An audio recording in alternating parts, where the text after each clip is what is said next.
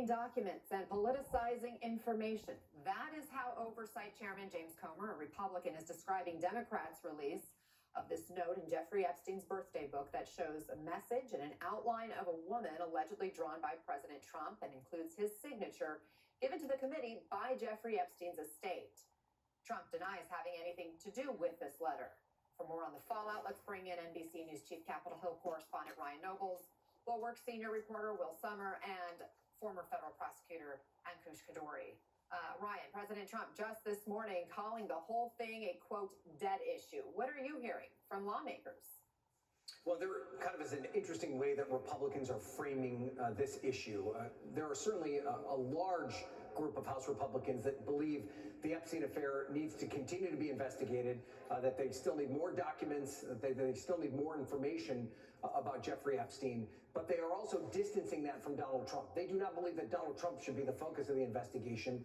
They're kind of pushing off any questions or accusations about this letter in the birthday book. They say it's not really it's not really connected to the investigation that they're looking into, and it's not really that important. Take a listen to what some of them said today. If this truly was a forged document, shouldn't the Oversight Committee look into this? This is the President of the United States. If you guys are contending this is forged. I'm pretty sure the document was 22 years ago. None of the victims nor their attorneys were saying anything about, oh, look up this birthday card to see if it's legit or not. The president says it's not. I take the president's word. Now, that doesn't mean that this is the end of the information flow, Anna. Keep in mind that there was a lot of information that was handed over by the Epstein estate that was released yesterday publicly by the House Oversight Committee that goes beyond just this birthday book. There was another item in the birthday book that has an indirect connection to the president, a fake check that had a fake signature of his on it.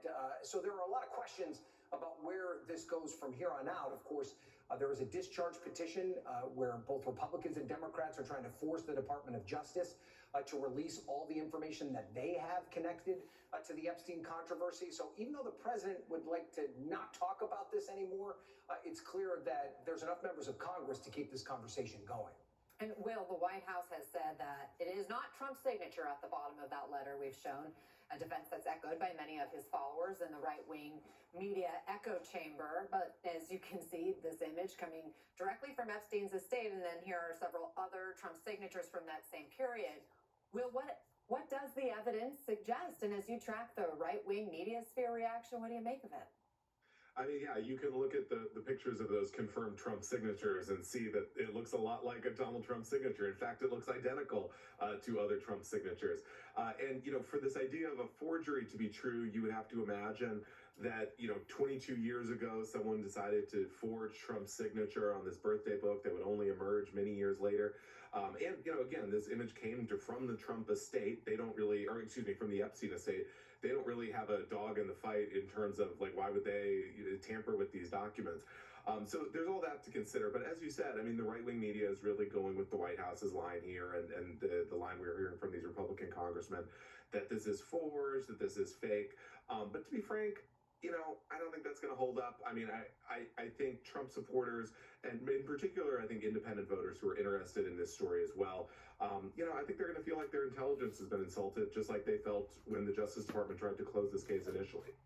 Ryan just mentioned another image from a letter allegedly from a longtime Mar-a-Lago member. It includes a photo of Epstein holding a novelty check for over $22,000, appearing to be from Trump, with the caption saying, quote, Jeffrey showing early talents with money and women, sells fully depreciated, redacted woman's name, to Donald Trump. Ankush, you're a former federal prosecutor, as we've mentioned. What do you make of this page, and how does it fit into the broader legal setting? Well, look, I mean, this page seems to suggest some potential mistreatment of women or degrading of women that is sort of broadly consistent with concerns about those around him. I will say if the House and Jamie Comer are serious about their investigation, they ought to subpoena Mr. Pashkow and hear from him about why he wrote that note and what he meant by that note. I think these revelations from this book are pretty damaging for the president. As Will said, the notion that the drawing was forged is virtually impossible to believe under the circumstances.